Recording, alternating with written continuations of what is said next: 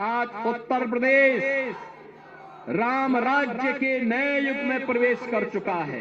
आज अयोध्या धाम दुनिया की सुंदरतम नगरी में स्थापित हो गया है। कितने लोग अयोध्या गए हैं? अयोध्या अच्छा लगा ना? विकास दिखाई दिया ना?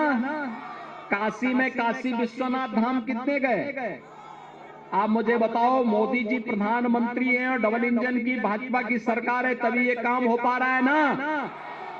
क्या ये काम कांग्रेस और उसके पार्टनर कर पाते क्या? अरे सब तो डकैती डालने वाले लोग हैं। लैल्टेन का उजाला दिखा करके और चुपचाप बंद करके फिर डकैती डालते थे, ये करते थे ना। और इसीलिए आपको कहने के लिए मैं आया हूं, क्योंकि बिहार हमारी माता जानकी का मायका भी है। और इसीलिए हम लोगों ने अयोध्या से सीतामढ़ी के लिए 6155 करोड़ रुपए का एक राम जानकी मार्ग के निर्माण के कार्य को इस स्तर पर आगे बढ़ाया है। और अभी तो बक्सर को हम लोग सीधे लखनऊ और दिल्ली तक जोड़ने के लिए भी एक बड़े कार्य को आगे बढ़ा रहे हैं।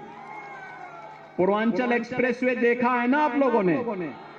तो पूर्वांचल एक्सप्रेसवे बक्सर की तरफ अब आगे बढ़ रहा है।